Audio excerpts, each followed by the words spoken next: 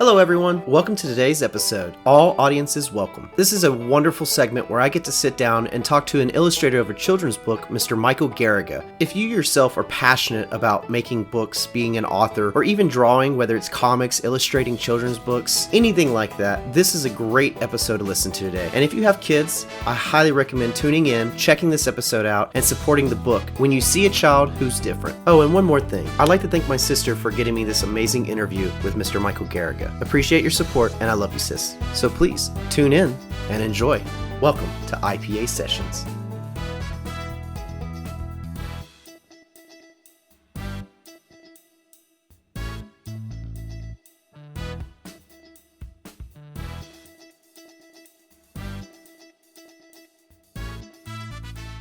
Welcome to IPA Sessions, a podcast for independent artists. I'm your host, Kay Jacob, and as always, I like to provide a space and a platform for artists out there who are struggling every day to get their work out there and promote themselves. And I like to bring on different guests to talk about different varieties of the entertainment medium.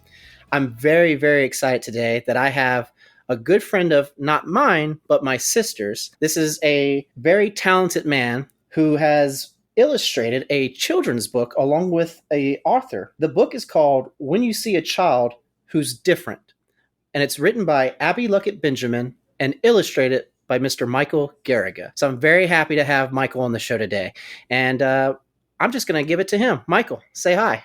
Hey, thanks for having me. This is awesome. Awesome. Glad to have you here. Tell us a little bit about yourself. Well, my name's Michael Garriga. I'm originally from Shreveport, Louisiana. I live in Ruston, Louisiana right now. I work at the Louisiana Methodist Children's Home where I help children who are in need, children who have abused and been neglected. And I share their stories through different kinds of media and marketing and stuff like that. That's just kind of a day gig. But by night, I'm a children's book illustrator and a doodler and a geek of all trades. I feel like, is that philanthropist territory? Yeah. It's a nonprofit. Nice. It's an agency that's statewide that helps Louisiana's children and families in need. Man, that is incredible. That is really cool. I didn't even know that going into this with you. It's a job that I get to be very creative with, too. So it's a good outlet for my creativity. I get to help design like magazines and like brochures and then like social media, too. Like we share the stories across all kinds of different platforms. That's so cool. And you only operate within the state of Louisiana? Yeah, well, we have some kids that come from other states, but we all throughout Louisiana. Fantastic. Michael, we're here today to talk about your illustrations in a children's book, which I announced earlier is called When You See a Child Who's Different. Can you kind of just tell us all about that process, how it got started, how maybe you connected with Abby, and kind of just take us through everything? Yeah. Well, I didn't ever think I would actually illustrate a children's book, so it's pretty cool to finally hold it. But I've always loved doodling and drawing. I mean, growing up in school, every margin of my notepad would be full of robots and monsters and creatures and all kinds of stuff. I love it. But fast forward, I met Abby, actually. She came to our house to pick up a balloon swag that my wife, she had a side balloon swag business, and she came here to pick it up, and they were just talking. I actually came home for lunch, and we were just talking, and she saw my illustrations in my office, and then she was like, actually, I'm looking for an illustrator for this next book. And I was like, oh, I don't know if I'm ready for that. I just draw silly little robots. But she talked with me, and it was a really great message for the book of inclusion and teaching not only children but adults about what makes us different, makes us special. And so I was like, yeah, I would love to be a part of this. And that was before I knew what I was taking on of creating a children's book from scratch. So it was quite a journey, but like I said, it's nothing like when you put your heart into something, you actually get to physically like hold it at the end of the day. It's a great feeling. Yeah. It's accomplishment. It's achievement. It's something to be, satisfied and proud of, to show off, especially because based off what I've seen from your book, it seems to be very encouraging and very, I don't want to just say open-minded, but really accepting. And that's the whole message of it, is acceptance and curiosity. And, not only just, children who are different with disabilities, but, kids who have glasses or, kids who, may need like a crutches to walk for a little while, just stuff that makes us different. And I love having all the different kinds of kids. Now, when my page layout of, I had 16 kids in there, I was like, oh, we'll have like 16 different kids on there. And I was like, that's going to be great. And then got to like kid 8, and I was like, oh my God, I got to think of like 8 more kids to draw now. And at the time I was like, oh, I don't know if this is going to work, but it turned out really good. Nice. Can you just take me through your steps as an illustrator, how you came up with the idea for these children, how you went about it? Did you get any help with Abby? Just kind of take me through that process. Yeah. So we went back and forth about the kind of the heart and feel of the book and kind of what Abby wanted it to, the personality of it, how she wanted to come across. And so I'm a big researcher. So I started looking up, are there books kind of like that already out there? I went on Amazon, I went to the library, and then I started to kind of collect everything. I have tons of children's books on my shelves.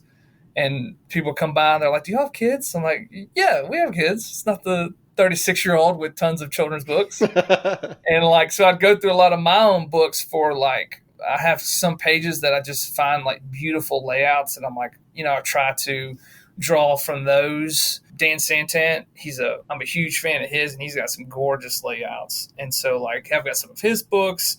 And so I just gather all that. And then I would kind of basically make some thumbnails of like her words, and then put that together. And then we'd go over that, and then I'd move it to fuller pages. And I actually draw digitally on a program called Procreate, which if people haven't heard of that, I would highly recommend it, especially if you're trying to learn how to draw or get into drawing, because I was trying to get better at digital because that's what a lot of people move towards. Yeah. Feel free to elaborate more on the program because I like to let people know about technical stuff. It's a amazing program. It's on the iPad, and it's free. You can get an pen, or I think you can use just like a stylus pen or something like that. But it's got Are you able to use your finger at all for touchscreen? You can use your finger too. It's touchscreen. That's cool.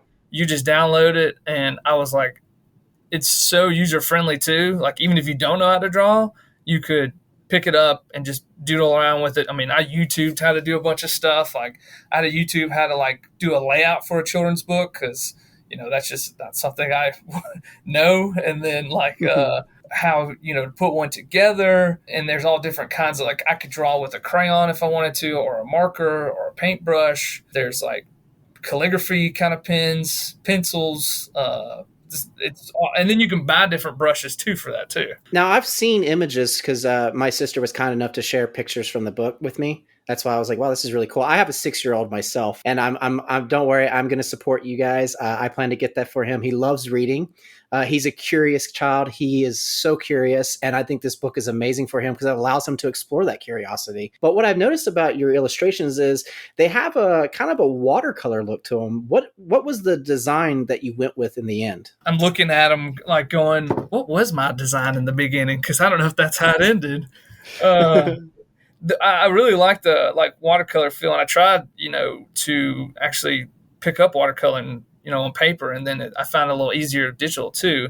But I kind of was going more for like a 90s Nicktoon back in the day kind of color schemes, bright colors. And thought it felt nostalgic. Yeah. And it kind of just came to me. I didn't even mean to. And like my Franklin character, which is the little boy with glasses, when I put him together, I was like, he kind of looks like Chucky from Rugrats. And I was like, I didn't even mean to do that. I just drew him just put them all together.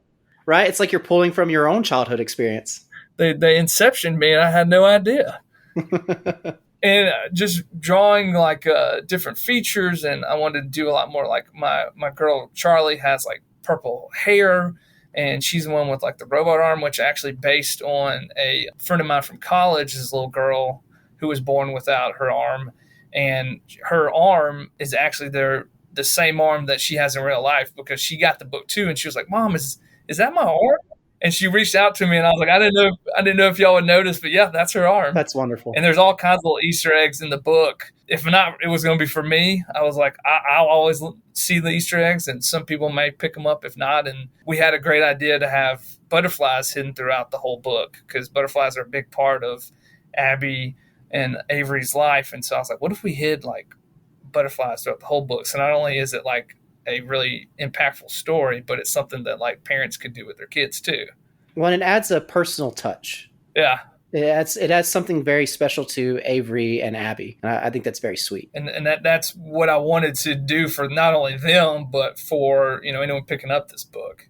Because I know how much not only getting this story out for her means, but hopefully other people picking it up, what they'll get from it too. So you've gone through the process. You got your designs. You illustrated them all out using your what is the name of the program again? I'm sorry. Procreate. Yeah. So you illustrated all your designs through the Procreate app. About how long was this process in total for you, from beginning to end? Just the illustration part. Once you connected with Abby and you guys got to work. I would say all together, it was probably about 6 months. It got a little interrupted when I got really sick with COVID. So I'd started strong, and then I got sick with COVID, and then I picked back up after that. But a good solid 6 months. Wow. Just from concept, like I would draw some of the characters by hand, and like I said, then I would draw them digitally. Then I'd be doodling sometimes at work, and I'd be like, oh, that's a good idea. Let me draw that real quick. And then throughout the process, I would have like my iPad. I'd go to the doctor and I'd be waiting in the waiting room trying to draw some, or be in bed drawing, and like lunch breaks drawing. So it's probably about 6 months though. Man, you found the time. I like that. So you got the illustrations done, and now you guys are trying to get this thing finalized and published. How long was that process for you in total? Well, we went through a program on Amazon, Kindle Direct Publishing, I believe it's KDP. It's pretty user friendly. You have to create the book in a PDF, and then you have to upload it through them. And then they take care of all the printing and the mailings. So right now we just have it on Amazon, and you can purchase it in person. But that process, the back and forth within the 6 months, was probably like 2 or 3 weeks. Not bad. Just to make sure it was all good. Which luckily Abby had already done this with 2 other illustrators, so she helped me, and I was kind of learning it too. That's awesome. So it was a brand new experience for you. Oh, 100%. That's awesome. And you guys seem to work really well together. And the book does seem to be very successful so far. That's good. So you said that as of right now, people can get a digital copy through Amazon Kindle? A physical copy off Amazon. You can get a physical copy. Okay, so it's just a physical copy right now, and if they want, they can go to Amazon. Excellent. So now that you've told us about the process and everything that you've done, I want to get into some of the harder questions here. And by that, I just mean the hard stuff that you've had to face. What was your biggest challenge, the hardest reality doing this process that you had to overcome? I have a bad problem with imposter syndrome. So I didn't think I was really an illustrator. And so most artists do. I was like, I feel like I'm probably not the only ones, especially anybody listening that's ever, dealt with that. But that was thinking, like, I would draw one of my kids and I'd feel good about it. Then I'd get on like Instagram and I'd look at one of the artists I'm following. And I'm like, why am I doing this? This is why am I when people are drawing stuff like that? You almost feel like you might be copycat. Yeah, and just like I was talking about with my Rugrat kid, I was like, well, now I'm drawing a Rugrat. Like, what is? But facing that and facing myself of going like, you can do this.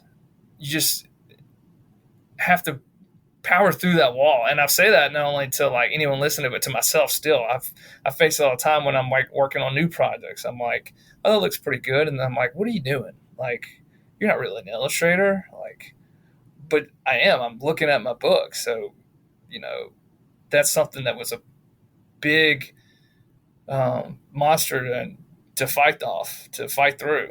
I ask this question a lot too for people because everyone, is going to face a challenge. And it seems like the key answer for most people, no matter what they're working on, a book, a movie, music, podcasting, it's always the hardest challenge, that they've had to face was reinforcing their own confidence within themselves. And that does seem to be key, is that you got to just be confident in who you are, be confident in your work, have faith in yourself that you can achieve these things if you put your mind to it. And that's what it sounds like to me that you had to do to overcome it. And it looks like it paid off. Yeah. It was the hardest part is like when you get going and then you get to it. I mean, I think the book was like 26 pages. So like getting to page, 14 and 15, I was like, oh, I don't know if I can keep going with this. But like just the physical drawing of it too is pretty hard. Gotta have the determination. Yeah, making the time and determination to finish it and finding the time. Because like I said, this is like my side gig at night or lunch breaks and things like that. Because once you persevere, and you conquer it, the rewards are amazing. And not only for myself, but hopefully for anyone who ever picks up the book. Right. And that's what you want. You want that to come across. That's good. And I mean, the whole point of this book, is about, acceptance and curiosity and having confidence as well. It seems like it's encouraging for children with disabilities, and for children who don't have disabilities, it allows them to see how strong these kids are and how much they are alike, even though they may be different. I think that's a really cool message. I'm putting the message out. I didn't even think about that for myself. So that just blew my mind. um, I want to ask you now, with given your history, we know that you are an illustrator, that you love to draw. It's something that you mentioned that you've always doodled and had fun doing these things. So this was the first big task. It was something that you really wanted to tackle. It was your first time illustrating this book. So knowing that this was your first time and you're pulling from your experience with just your artwork alone, was there anything unexpected that you had to deal with while working on this project? Something that maybe you learned in the moment that you had never encountered before that was completely new to you? Beside maybe like the actual how to put a book together, like through Amazon and like building a book, probably learning more about like layout and storytelling through imagery. We had the words on there beautifully written by Abby, but like I had to convey, emotion and story through those images. Like most of the time I'm just drawing a cool robot, giving a thumbs up or, fighting some kind of guy.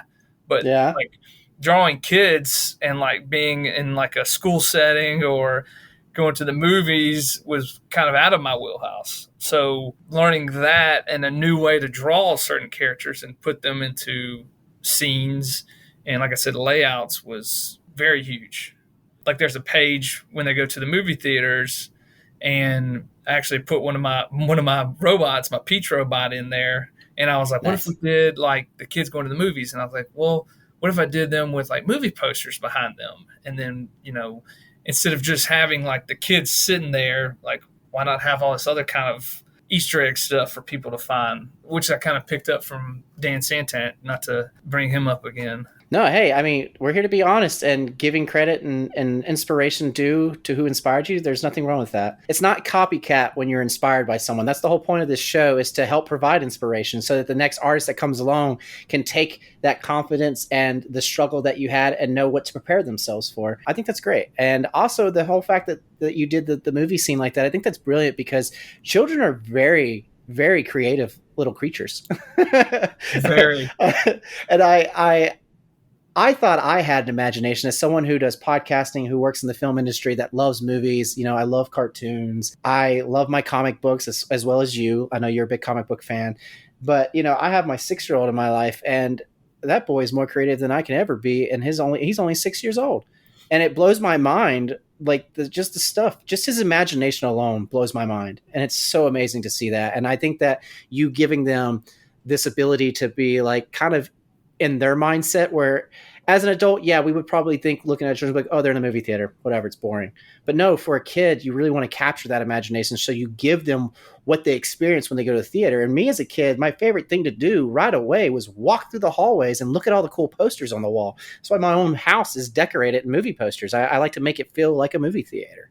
So I think that's a really nice touch. And that page, especially because I'm 100% with you. I grew up, there's nothing like going to see a movie, like seeing it on the big screen, getting popcorn, walking through the hallway, seeing all the movies coming out, and then watching the trailers and looking at each other going like, oh, we're going to go see that, or I don't know about that one. But just growing up, like watching all that, whenever that page came up, I was like, I want them to have that feeling of like curiosity and inspiration, just like you're saying, to maybe even like maybe they haven't been to the movie theater, or maybe that's something they might want to do, and maybe they inspire or ignite that love for the theater and stuff like that. Yeah, that's absolutely right. As someone who works in the film industry too, I've had the pleasure of working with, I don't want to say disadvantaged or disabled, but I have had a chance of working with neurodiverse people. And A, they're some of the most amazing people I've had the privilege of meeting and working with. And B, they're extremely talented. You talk about, children and adults with autism acting and other neurodiverse, they know what they're doing. They're really talented. And it's encouraging to see that they're overcoming these things while also showcasing them. And it's putting that confidence out there. So I think what this book does is the same thing that these other shows that I've worked on have done, where I hope that it inspires a disabled child or neurodiverse child to have the courage to be like, I can do this too. So I think that's really cool. That's inspiring to hear that that's, happening in Hollywood and stuff like that. That's really, really amazing. Hollywood's not perfect, but they are striving to be better. Just like everyone else, every day you want to strive to be better and better. And that's just my personal philosophy, is that I want to wake up and be better each day than I was the day before. And it takes time. Yeah, and that was a whole reason that I wanted to do the book too, is I feel like there's a lot of good in this world, but there's a lot of bad too. And I think you should always put more good into it to counter it. And creating this book, I hope, puts a little more good into the world. You should always leave the world better than you found it. Absolutely. I may be quoting somebody from that. I'm not sure, but hey, you know what? I like it. And if we are, we'll figure it out, and we'll make sure that the right person gets credit. And, everything starts with our kids. It starts with children, because they take over after us anyway. It's something that I've learned as I've gotten older. And I can't wait for them to get older, because when my son gets older, it's like, yep, welcome to the real world. It's really fun. And I mean that sarcastically. Well, moving along, we're going to get some more exciting stuff, more happy stuff. What is the most valuable takeaway that you've had from this entire experience? I would say we always discuss it, but like, anything's possible as long as you believe in yourself. You have people around you that believe in you. Like, my wife was a huge supporter of me in this book, and like, when I was hitting the wall of I don't think so, she's like, shut up, you're an illustrator, so keep illustrating. I'm like, that's a good wife. Yeah, very. And then I would give her my edits for the book, and she'd be like, change this and this. I'm like, okay, thanks, and I'd walk off with but if you believe in yourself and persevering, you can do it. You may not think it at the time, and it may be like dark in the tunnel, but there's light at it, and just keep going. Right. I mean, it sounds to me like your most valuable takeaway was what you mentioned earlier about having the confidence in yourself to do this, but that you got it through your family, through your wife. I'm assuming through your children as well. That's pretty impressive, considering that that's the whole feeling of this book. And that seems to be the whole purpose of it. So it seems like not only were you able to put that out there for others, but you gained more love and understanding and knowledge from that experience yourself. So as always, family is valuable. It's probably the most valuable thing, especially to people like us who have kids and have a family. That is very valuable. And to learn that you gain your confidence through them, that's really cool. Well, I don't have any kids yet. Oh, I'm sorry. No, you're good, but we're expecting one in October.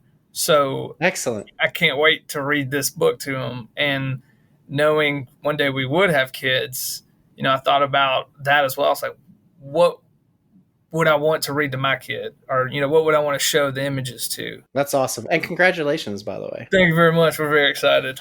Yeah. A little scared, but, also excited. But, illustrating that, I was like, what if I'm laying, with my kid and, on the couch or in bed, reading them a bedtime story, what images would I want to show them for this, at the time, future unborn Garriga child that hadn't existed yet? But in my mind, what would they want to look at? And so that was pretty cool to think about too. Well, it sounds like you have a really good support system through your wife, so make sure you thank her.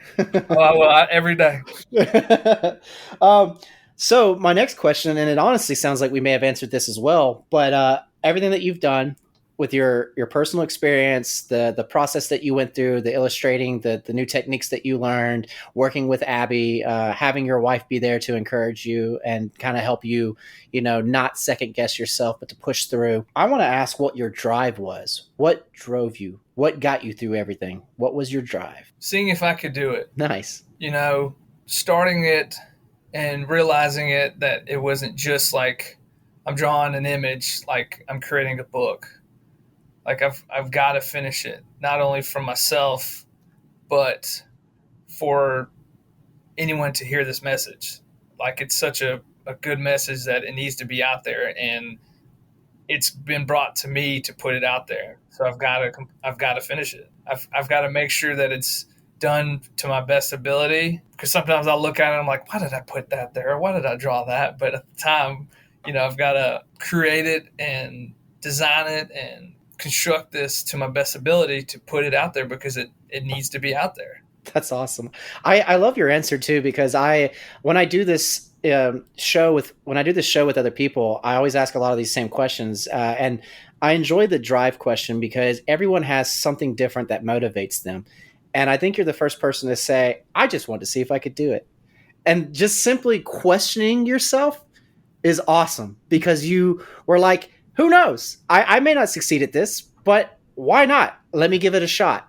And again, going back to the theme of your book, the theme of Abby and you's book, the whole, accepting and understanding and having confidence in yourself. It's scary to try new things. It's scary to put yourself out there and do something different. And to simply just be like, I did it to see if I could, is awesome. It was very scary, and that putting like it all together and not thinking it. And yeah, it was, I didn't think I could. And then, like I said, I'm holding it right now. It's in your hands. There you go. Hands. My last question for you, and I promise this one will be easy. Come on. Is there anything that you would like to say to anyone who's looking to do what you do? Do you have any advice for any illustrators or future illustrators out there? If you want to become a children's book illustrator or a comic book illustrator or just an illustrator, just do it. Practice, get out there, pick up, if you want to be a children's book illustrator, go find some children's books. If you want to be a comic book illustrator, find you some favorite artists and comic series and get into it. Engulf yourself into those worlds and learn about them, and just do it. Just try it. You'll never know how good you are or what you can do until you actually do it, till you actually push yourself. And the only person that will hold you back is yourself. And if you don't listen to that voice in your head and you strive and you push through it, you can do anything. What is the saying? The world is your oyster. You got to go get it. There you go. I love once again, this is a reoccurring theme on this show is every artist, no matter what they do, says the same thing. Just do it. And each one interprets that differently. And I love hearing from each artist what their definition of doing it is, what going out there and just doing it means. It's not simply just doing it. There's a lot of work. There's a lot of prep. There's a lot of time that you got to put into this. I think that's awesome. And I guess now we're going to start wrapping this up, Michael. Is there anything else that you would like to add or talk about before we plug you? Just anyone listening, don't be afraid to follow your dreams, whatever they may be. And with those dreams, whatever you're going to put into this world will make it better. That's right. What you put in, you get back. Isn't that how it goes? Yeah. I like that. You don't know it at the time. You don't know like the fruits of your labor will be, but your art may impact somebody that you'll never meet. Maybe you will get to meet them, maybe at a Comic-Con or something like that, but there will be people that you never get to meet that your artwork will impact. And if that impactfulness is good, then that's more good growing in this world. I don't know a better note to end on than that. I'd like to take this time now to just put yourself out there, Michael. If anyone wants to reach out to you for maybe more work, if you want to let people follow you on any social media that you have for your company, your non-for-profit, if people want to reach out to that. And of course, please tell us how we can find this book and exactly how to go about getting it. Yeah, it's When You See a Child Who's Different, it's on Amazon. Just search it. Order bunches of them, please. And if look me up on Facebook, Michael Garriga, just how it's spelled. And then on Instagram, Michael.Garriga, so you can see all kinds of other artwork that I've got going. Yeah. And your last name, Garriga, that's Garriga. Excellent. I've heard it all. Garcia, Gargonzola, Garriga. I love it. And again, tell us anyone that's interested in getting in touch with you through your non-for-profit. Would you like to talk about that? It's Louisiana United Methodist Children and Family Services. It's lumcfs.org. You can go there, check us out. You can donate and be a part of our mission to help those kids in need. Excellent. All right. Well, Michael, thank you so much for being here today. I really enjoyed this conversation with you. I learned some new things, and I do every time I do this, and I hope that the audience listening learns something new. And I really, as always, I hope that the listeners found this episode to be encouraging and inspiring Thank you for taking us through a lot of the challenges that you had to face, through the new techniques you had to learn. Thank you for giving us the technical know-how of how to kind of go about doing this. I really appreciate that, and I hope the audience did as well. Man, I appreciate it, Jacob. Thanks for having me on, and hopefully this will inspire others to, follow their dreams. Absolutely. Couldn't agree more. As always, guys, thank you for listening. Thank you for tuning in. And until the next time, stay golden. Thanks for tuning in to IPA Sessions. To help support this podcast, please rate and review, and click that subscribe button to follow for new bi-weekly episodes. And if you're an independent artist out there looking to promote your work or yourself, please reach out to me via social media at IPA Sessions on Instagram, Facebook, and Twitter. You can also reach out to me via email at ipasessionspodcast@gmail.com. Thanks for listening, and I hope you felt inspired.